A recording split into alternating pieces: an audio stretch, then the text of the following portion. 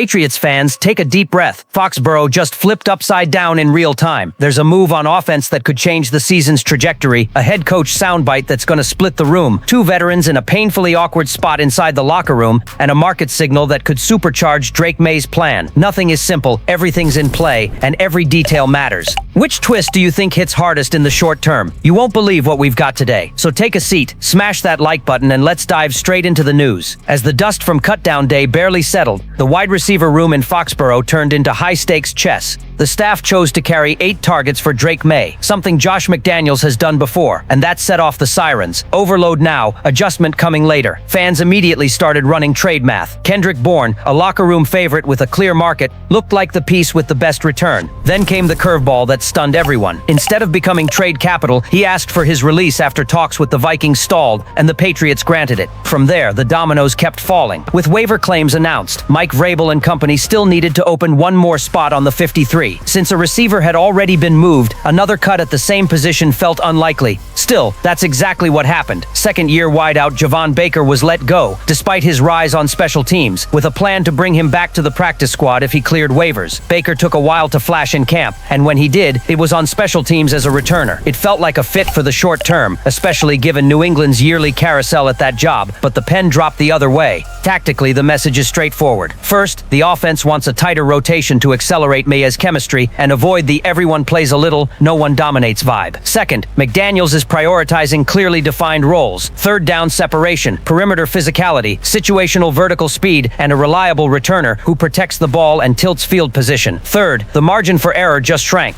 8 WRs on paper becomes, in practice, a core of 5 or 6 with specific jobs and calibrated snaps, meaning crisp execution and clean sideline communication are non-negotiable. The fan base, of course, exploded. One camp wanted Bourne flipped for draft capital. Another sees the exit as a waste of chemistry and a trusted hot route target. With Baker, the fear is twofold: losing him on waivers to a rival or seeing him decline a practice squad invite to chase a bigger runway elsewhere. You can't ignore how a change of scenery can unlock specialists who need confidence, reps, and a longer leash. For New England, the risk is watching a prospect become useful in another uniform. On the roster math, keeping 8 receivers only works with short-term maneuvering, IR designations, monitoring cross-position injuries, tinkering with packages. The stalled Vikings deal nudged Bourne toward the exit and triggered the next move. If the hierarchy firms up quickly, May benefits, and the plan finds rhythm. If not, the improv narrative gains steam. And that wasn't even the most surprising part of the day. Right after the turbulence in the receiver room, a press conference moment on Wednesday lit the fuse. Mike Vrabel was asked how he and the front office handled player requests for release. The Bourne situation reported by Adam Schefter and safety Marcus Epps, who was gone mere hours after the 53-man roster went live. His answer? He sidestepped with a relationship metaphor. It's like when your girlfriend doesn't want to be with you, then you say you don't want to be with her either. We're not going back and forth here. We're trying to build the best roster possible. That landed hard with the fan base. Some said Vrabel was just being pragmatic. When there's no fit, player and team part ways. Others heard it as cold and distant, almost disrespectful to veterans who emptied the tank in preseason. Epps led the team in defensive snaps in August and played late into the Giants' finale. Bourne was on the 53 less than a day before asking out. The gap between effort and outcome was the perfect spark for debate. Strategically, the message is unmistakable. No one has a guaranteed chair. The staff is evaluating immediate fit, snap count, and real utility inside the playbook. It's a shift from the old Belichick regime, where veterans often had longer leashes. Vrabel wants clean cuts and efficiency even if feelings get bruised. To fans, it feels like the bar just got higher, and any piece can be moved if it doesn't deliver exactly what the offense or defense demands.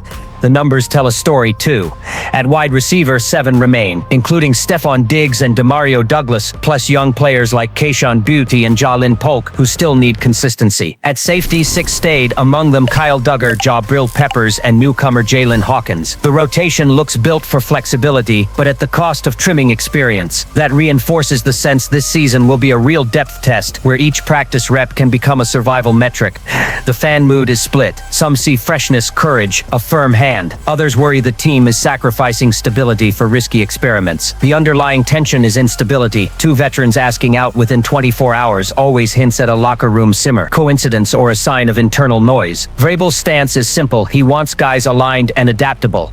And that still doesn't touch the week's most uncomfortable point: If the presser made things awkward, the locker room took it to a 10 when Kyle Duggar and Anthony Jennings showed up side by side, as if nothing had happened.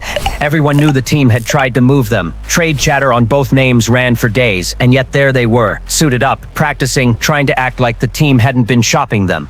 It's that vibe where everyone knows but nobody says it out loud.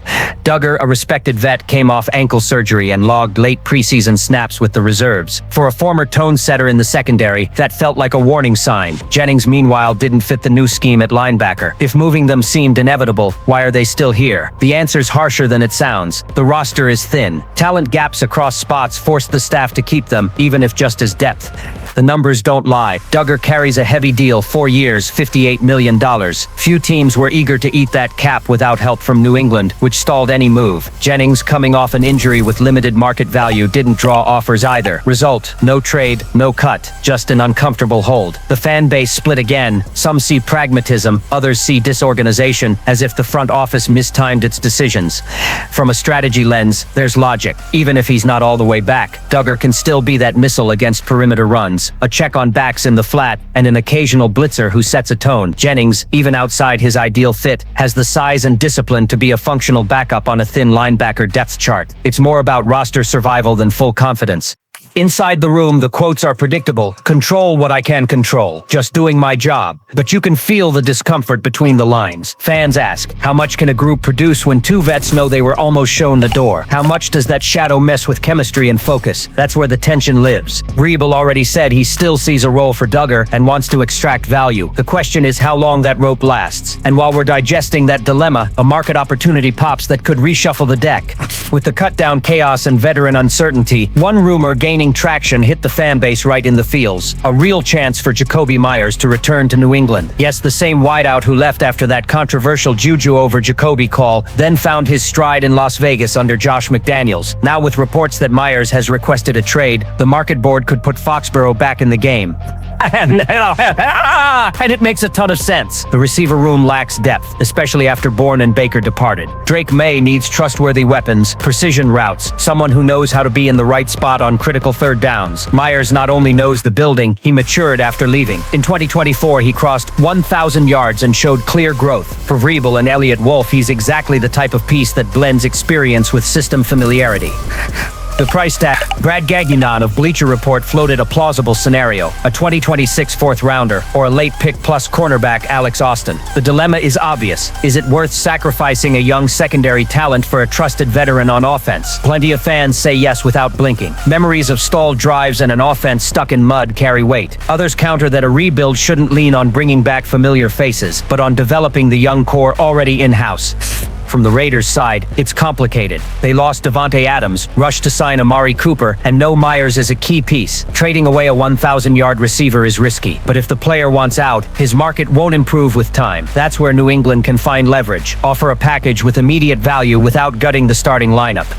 For fans, the rumor alone rekindled the spark. Picture May with Meyers in the slot, Douglas chewing up space, and Diggs as the elite perimeter threat. The structure gets sturdier, less predictable, more crossers, better spacing, and real answers for the young quarterback. Will it happen? Impossible to say. But one thing's clear, Vrabel hasn't closed the door on anything, and the fan base is already dreaming of a reunion that could rewrite the season's offensive narrative.